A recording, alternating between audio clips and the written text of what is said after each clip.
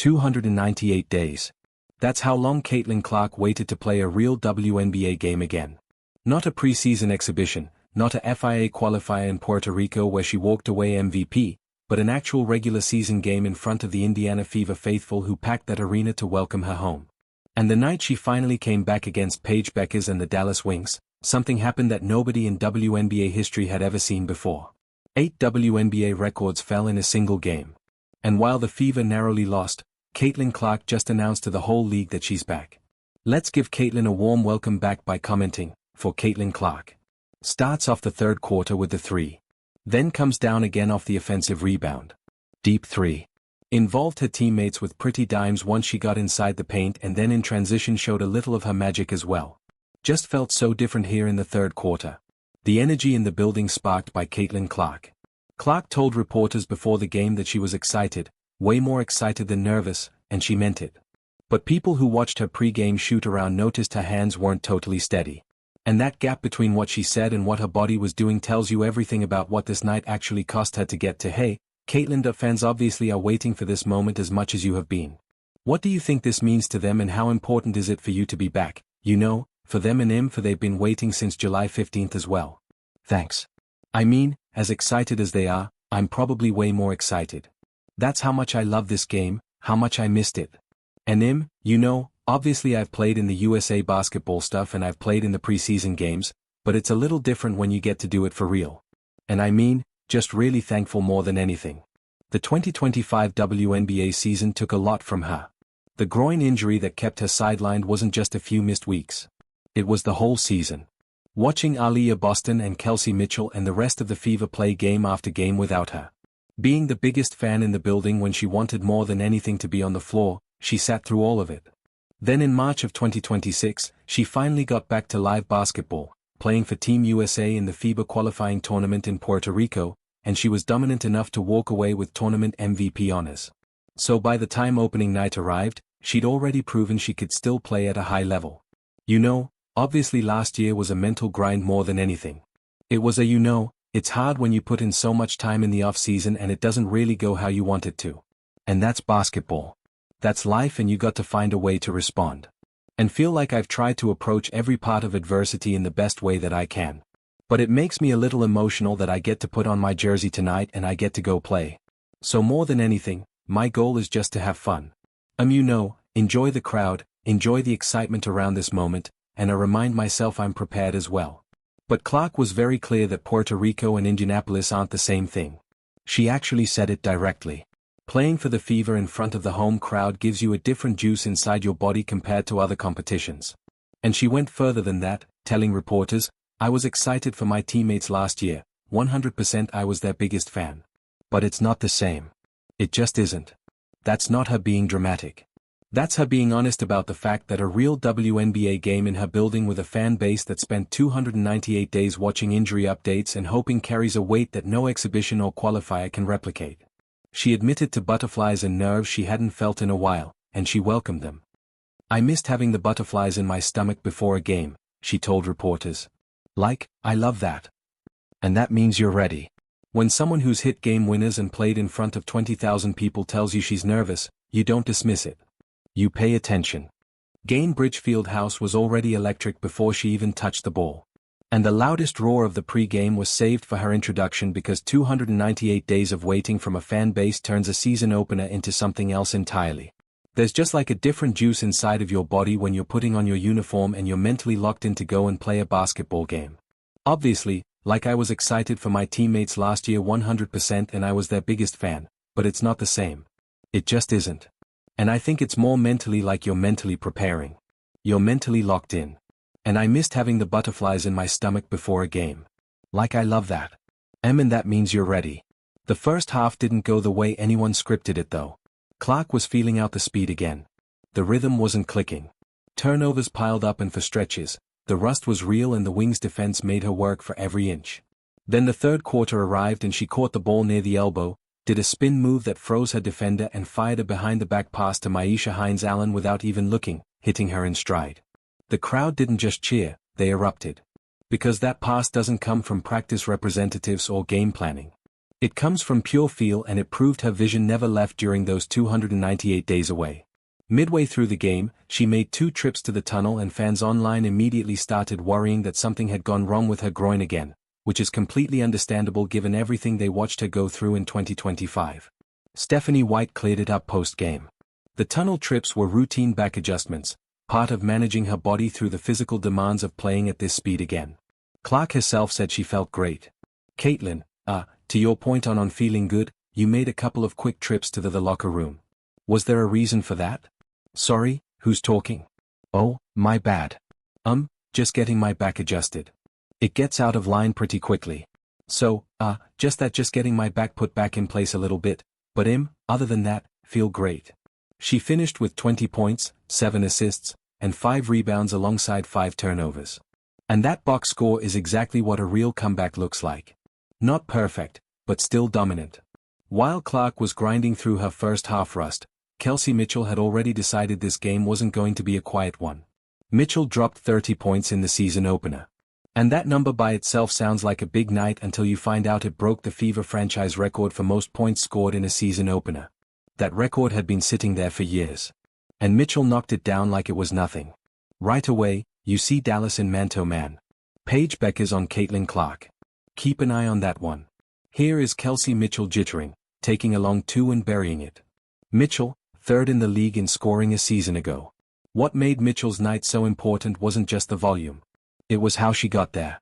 Efficient, relentless, attacking the defense in waves and doing it from the jump when Indiana needed someone to carry the load while Clark was still finding her footing. On a night where your star player is shaking off 298 days of absence, you need someone to hold the rope early. And Mitchell did exactly that. She didn't wait for Clark to warm up before she started putting points on the board. 7-point lead for Dallas Mitchell. She got it. Huge 3 for Kelsey Mitchell. Aliyah Boston was doing something different entirely. She only played 26 minutes.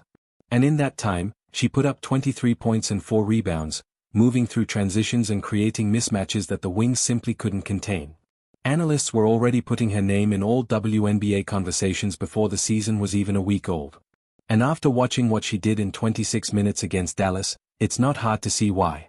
23 points in 26 minutes while also creating problems in transition is the kind of stat line that makes opposing coaches rewatch film the next morning.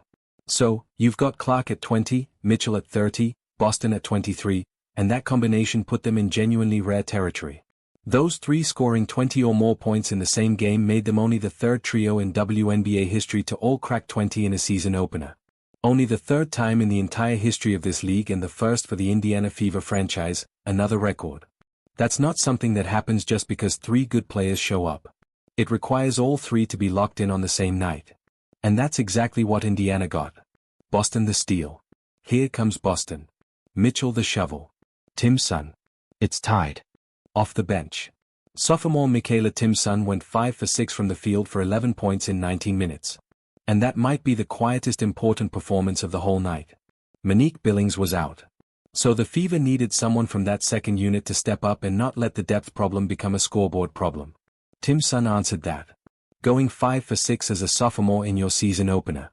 Off the bench with a packed house and all the noise that came with Clark's return. That's a steady performance from a young player who didn't blink. Lexi Hull came back from hamstring tightness with limited minutes, and even just having her available matters for Indiana's rotation going forward.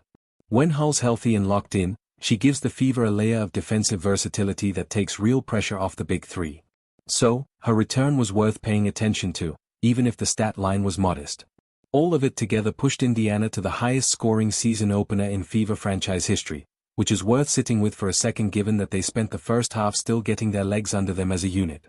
And both teams scoring over 100 points made this the first season opener in WNBA history where both sides cracked triple digits. That's never happened before on opening night in this league. Caitlin Clark heating up after hitting the first 3 of the second half. And then here stepping in. There's the fist bump you're talking about. The Wings shot 59% from the field and 52% from 3. That's the number that explains the final score of 107-104. Not Indiana's offense, which clearly wasn't the problem, but the defense that kept letting Dallas find clean looks all night long. By the time the final buzzer sounded, the stat crew was still counting. When the full picture came together, 8 separate WNBA records had fallen in a single game. And you almost don't believe it until you actually see the list laid out in front of you. Here we go. Start with the 1,000-point milestone because 2 records fell on that number alone. Clark became the fastest point guard in WNBA history to reach 1,000 career points, doing it in 54 games. And she's also the 6th fastest player overall in league history to get there, regardless of position. So, she's not just rewriting the point guard record book. She's sitting near the top of the all-time list across every position this league has ever seen, which puts her in a very short group of players at this stage of a career. Here comes Clark. Just ended an 80 Dallas run. Boston the deep seal and the finish. Those first 2 records are impressive on their own, but the third one is where you really start to understand what Clark's career arc looks like right now. Reaching 1,000 points is one thing. Reaching 1,000 points while also piling up 250 rebounds and 250 assists is a completely different level of completeness because that combination requires you to score, rebound, and distribute at a rate that most guards in this league simply don't. Clark did all 3 in 54 games. And in doing so, she broke a record that Diana Taurasi held. Taurasi needed 62 games to reach that same threshold. 8 fewer games against a player who's widely considered one of the best to ever play this sport. The 4th record is about consistency rather than a single milestone. And it might be the one that ages the best. Clark now has the most 20.5 rebound, 5 assist games in the entire WNBA, and she's done it in fewer games than anyone else in league history. That's not hitting those numbers once or twice and writing the story. That's doing it at a rate nobody in this league has ever matched. And every game she plays adds to a gap that's already hard to close. Clark the rebound pushing pace for Indiana. Clark trying to go all the way in. Reverses it home. Records 5 through 8 all belong to the team. Mitchell's 30 points broke the Fever's season opener scoring record. Clark, Mitchell, and Boston becoming only the 3rd trio in WNBA history to all score 20+ in an opener and a record for the first in the Indiana Fever franchise. The team setting the franchise high for points in a season opener. And then both teams together becoming the first opening night matchup in WNBA history where both sides cracked 100, finishing at 107-104. Clark actually described the pace of that game by saying no one could breathe. And when you watch the film, that's not an exaggeration at all. I mean, I think early in the first quarter and second quarter, no one could breathe, so no one could talk with the pace we were playing at. And also like just the nerves and the excitement of the game. I'm not going to speak for Kel, but it was for them, too. Jose was yelling at them to keep running. And I'm like, Jose, I don't know if either of us can keep running, but like I was like, but no, I mean, that's the pace you want to play with. That last record is worth a closer look because Dallas wasn't just a backdrop for Indiana's historic night. The Wings came in with a revamped roster under coach Jose Fernandez, running a system built on spacing, ball movement, and multi-positional reads. And they executed it cleanly enough to win while also producing one half of a league-first offensive showcase. 4 of the 8 records are individual Clark milestones that speak to how fast she accumulates production. 3 are Fever team records that show how the offensive ceiling of this roster has risen. 1 is a league-wide first that neither team could have produced alone. After the game, Clark put it plainly, our offense is obviously not the issue. We're perfectly fine on offense. And she's right. The offense isn't where Indiana's problems live right now, which means the records are real. The talent is real. And the Wings still walked out of Gainbridge Fieldhouse with the win. Caitlin, you're your first game back. How do you feel physically and how did you evaluate this first day? Yeah, I feel good. Started off a little slow, I think, just the anxiety of the first game, trying to work through that but overall I felt good. Felt fast out there. Felt like I was literally a couple buckets away from putting together a really good game and helping us win. But our offense is obviously not the issue. We're perfectly fine on offense and there's still so many things we can do better on that end of the floor. But I mean, you got to give Dallas credit. They're really good. The Fever lost. And it's worth being straight about that rather than letting the 8 records soften what actually happened on the court because the reasons Indiana lost this game are the same reasons they'll lose again if nothing changes.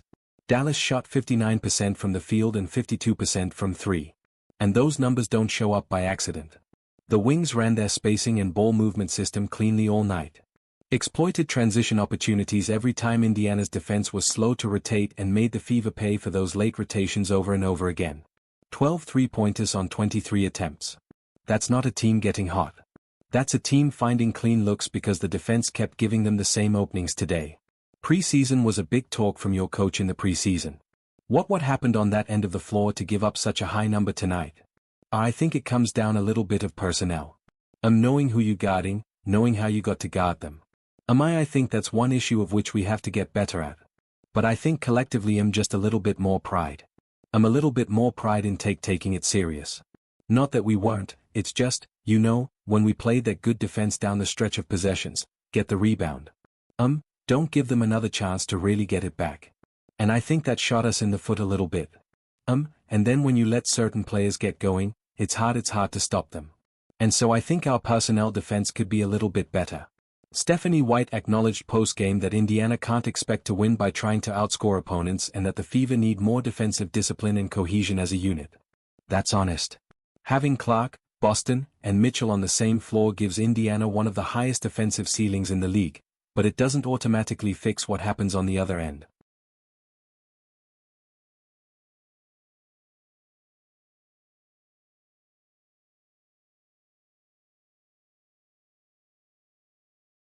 Clark, Boston, and Mitchell combined for 73 points, and Indiana still lost. So, that tells you something real about what the rest of this roster needs to provide.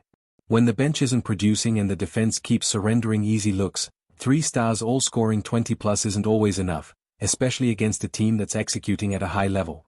Clark herself finished 7 of 18 from the field and 2 of 9 from 3, and 5 of her turnovers came as offensive fouls. So, 3 of those were live ball mistakes that turned directly into easy Dallas buckets on the other end. She admitted afterwards she felt she was literally a couple buckets away from putting together a really, really good game and helping us win. And that's probably accurate, but the offensive fouls are a correctable problem that can't keep happening. Really, the only quarter we put together was the third. I guess in the fourth we were fouling. So, but, figured it out a little bit there in the third. We just got to be able to do that a little more consistently. But, it was a great test. It was a great game. Our locker room was positive afterwards. So, we're not going to hang our heads. We're going to move forward. A lot to be proud of and a lot to learn from, too. So, it's only 1 of 44. We got a long ways to go. Monique Billings missing the game got felt on both ends of the floor. And that goes beyond just one player being absent for one night. When Billings isn't in the lineup, Indiana loses the defensive rebounding and physical presence she provides, and the margin for error in the rotation gets thin fast. The Wings knew that. Odyssey Sims, Jessica Shepard, and Alana Smith all contributed passes and spacing that stopped Indiana's defense from loading up on 1 or 2 people. So, Dallas kept finding the open man, kept moving the ball, and kept Indiana's defense guessing the whole game, especially alongside an efficient scorer like Paige Bueckers. The player-led nature of this Fever roster also means Clark, Boston, and Mitchell are going to need real time together to grow on the defensive end. Finding each other in pick and roll and transition is one thing, and they've already shown they can do that at a high level, but talking through rotations, switching assignments, communicating when a cutter is slipping through, that stuff takes repetitions that you can only get by actually playing games together. The opener was always going to have rough edges because of that. And it did. But I'm excited about where our group is going. I'm like I told Cap, I'm a rock and roll with them for the as long as we going to do this. I'm rocking and rolling. And I think we going to keep getting better. I think the chemistry is there.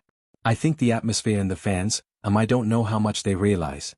Yeah, they really they keep us in the game, especially when it's bad. When it's bad, especially. And so we piggyback off our fans in a lot of situations. Our environment is what makes me want to play hard and makes her want to play hard. And so we got a lot of good things going. And when you lose, you take it on the chin and you respect your opponent, but you come back more powerful. None of that erases the records or the offensive production, but it does frame the real question for the 2026 season. White has to build a defensive identity around 3 elite offensive players, and she has to build it fast enough to matter when the playoffs arrive. Clark put it plainly after the game. Our offense is obviously not the issue. We're perfectly fine on offense. And she's right. The offense isn't where Indiana's problems live. But the Wings walked out of Gainbridge Fieldhouse with the win. And a team that gives up 107 points in Game 1 has work to do before it can call itself a championship contender. Clark is 54 games into her WNBA career, and she's already passed Diana Taurasi's record for reaching 1,000 points, 250 rebounds, and 250 assists. So, the question for 2026 isn't whether she belongs in the all-time conversation. It's how many more records fall before the season ends. The defense is the thing to watch, not the points or the records or the behind-the-back passes, because that's where the gap between a good regular season and a deep playoff run actually lives. 8 records, a loss, and a roster still figuring itself out. Dallas walked out with the win, and Indiana's got work to do. Let's give Caitlin a warm welcome back by commenting, "Welcome back, CC Record Breaker." Like, subscribe, and turn on all notifications so you never miss out.